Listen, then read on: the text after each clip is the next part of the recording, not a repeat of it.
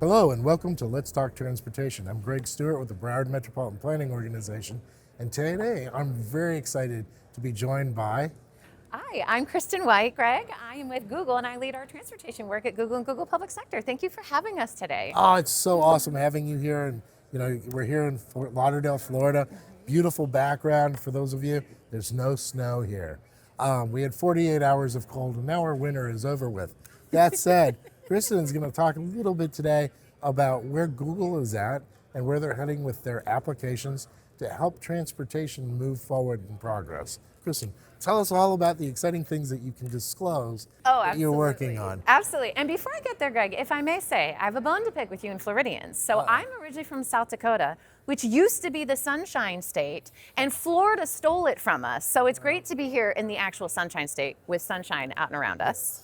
And I think, apologize for stealing it, but I'm sure it was you, single-handedly. Yeah, personally, the place on my parents' car that said Sunshine State, and they were brown. I'm like, really?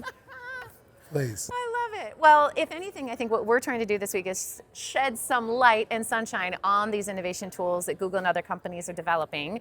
And so what we talked about earlier today and this week at the Amazing Summit is that Google this year launched Google for Transportation. Right. And so this is our series of artificial intelligence solutions that are really trying to understand what MPOs like yours are really challenged with and what are some of the highest community needs, whether that's, route planning on how to get to a community center or a hospital, how you do your long-range planning, community planning, how you're building out urban design and simulating what the future might look like.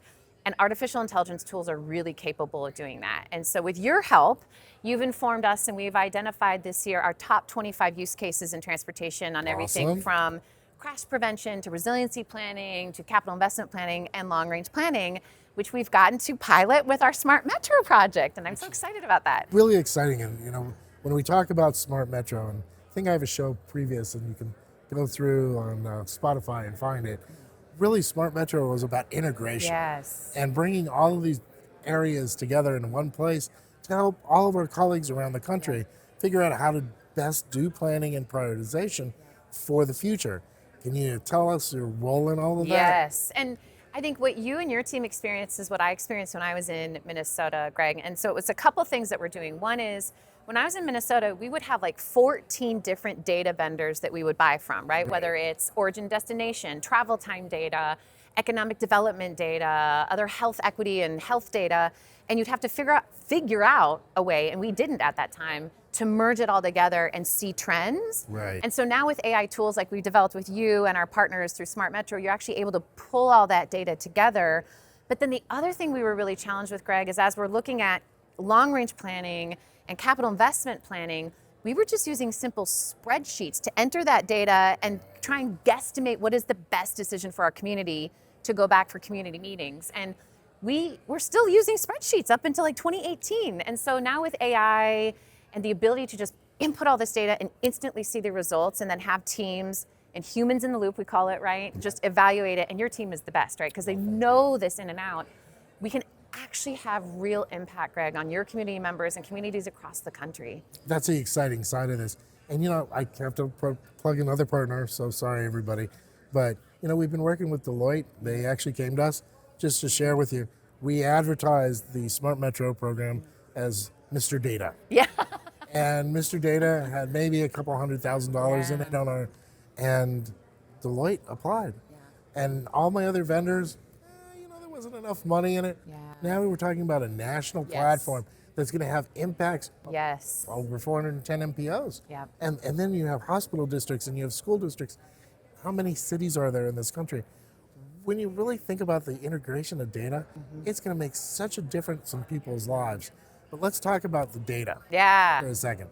So we went to NYU and asked them, hey, we need to create a trust score so people know that the data that's coming in is actually reliable. Right. 20% reliability, 99% reliability. How do you think that's going to impact the AI functions, when it comes to, hey, I can use this information or not? Absolutely. I love that question, Greg, and I'm glad you're asking it because more people should be asking it, and it should be a top topic in our AI field anymore. Yeah. So we use a methodology that actually comes out of Europe called the Trusted Data and AI Alliance. Right. And that's how we built this platform with Deloitte and our other partners like Cardo. And so this idea is there's a lot of different metrics to measure whether data is good, right? And so there's like recency. How recent is it? And I remember sometimes at the federal or state government, I was using data that might have been like 4 years old. Exactly. That's not helpful as you're looking to the future. There's other things like who provided the data.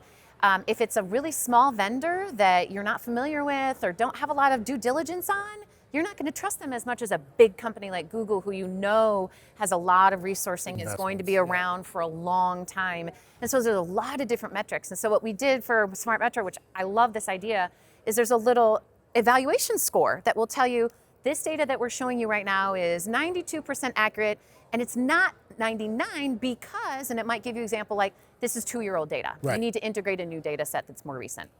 So that's the exciting part of where we're headed. Stay tuned. Yes. Join Kristin and I again. We're going to probably do another couple of these.